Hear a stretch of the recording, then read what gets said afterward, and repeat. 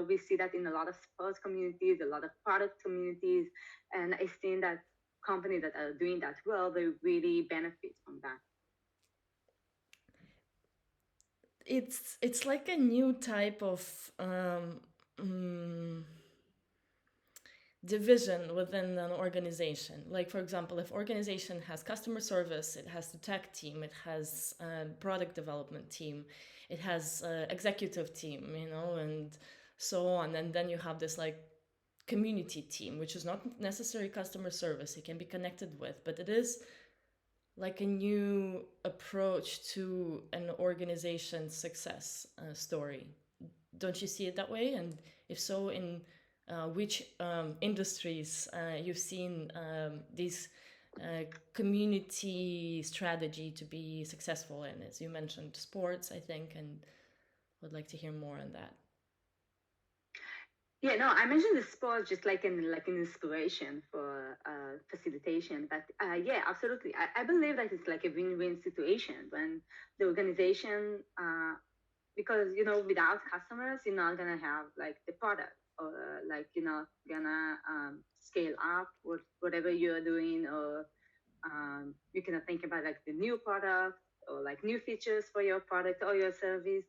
And the thing is, for like customer, they want to understand how to use the product, how to use the service, how it can benefit them. Like, so it's like a win-win situation if I can create this space for the customers and I can hear from them, okay, how can I help you?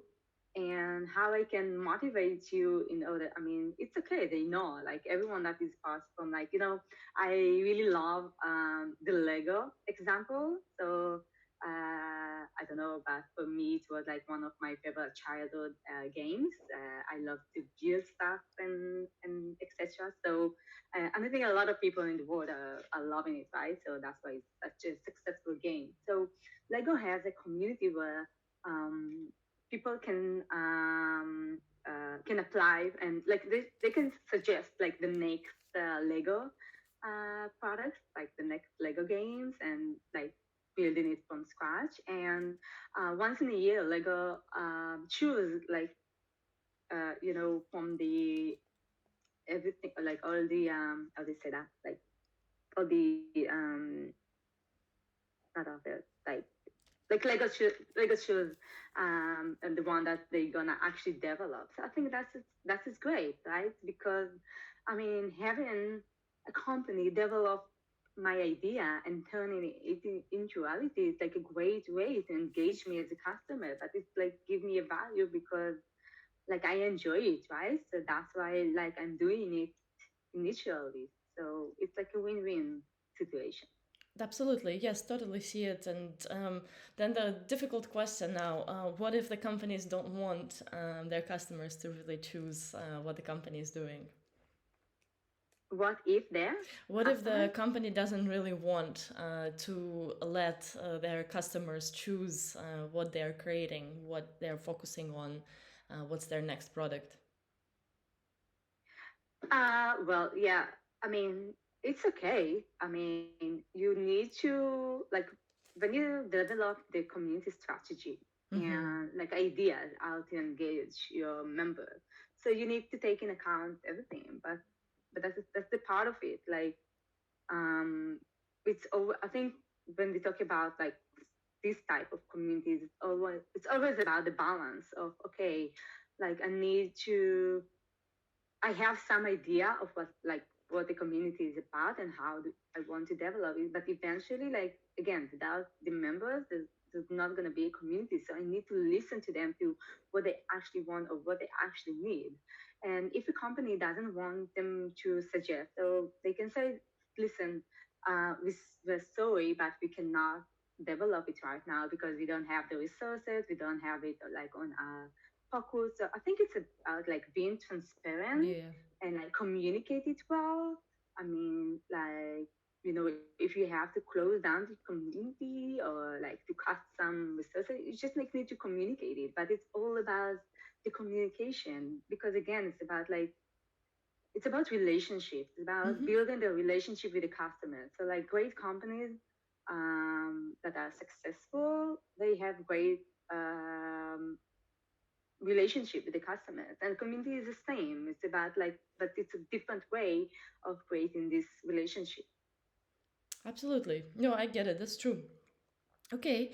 I guess also, as I was thinking about departments of what that community organization would be, which part of which department, maybe it's also obvious that the communications department is an important one to mention because it is like public relations. It is about building relationships directly with the audience, with the customers, without needing to go through the I mean, again, community, it depends on how you build it.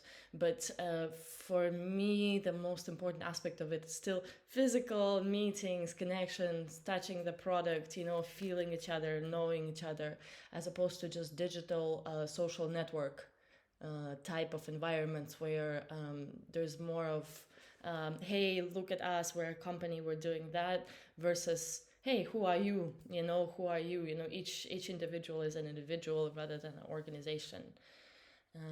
Yeah, I'm very curious to see that direction of development within the more corporate world because I feel that where the in-person connections really happen. I'm coming from New York culture where there's a lot of connections made in person through networking events, and then after networking, you get to go on and continue your professional relationship, network further into, let's say, collaborative like interviews or anything that has to do with like hiring and working together.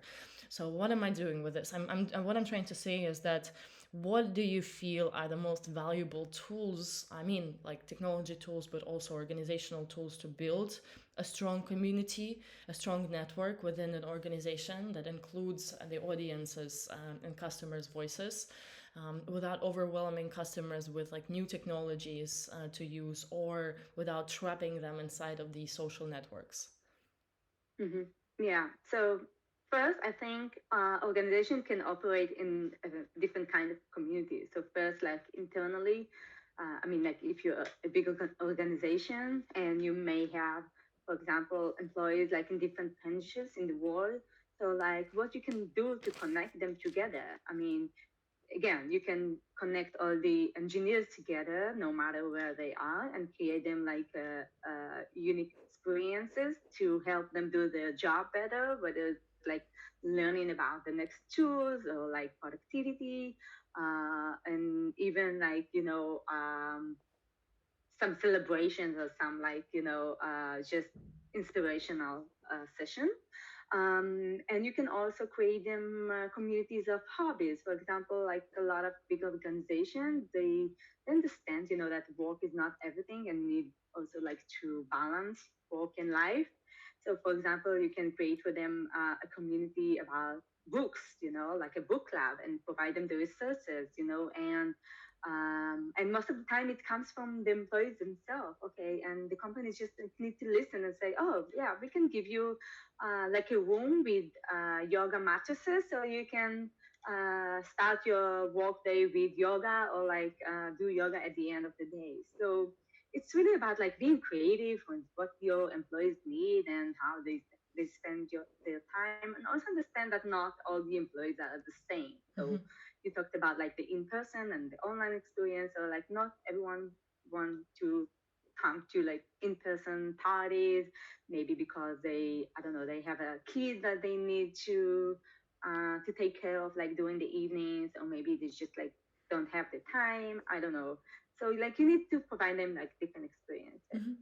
And then like another, and then we talked about like the customer community. So yes, I really believe that all of us are kind of overwhelmed today with like so many communities or groups or like digital tools and like the AI, and like we always like, and it's all the content that we are surrounded. So I think, yeah, like this is part of like the community strategy. How do you make them comfortable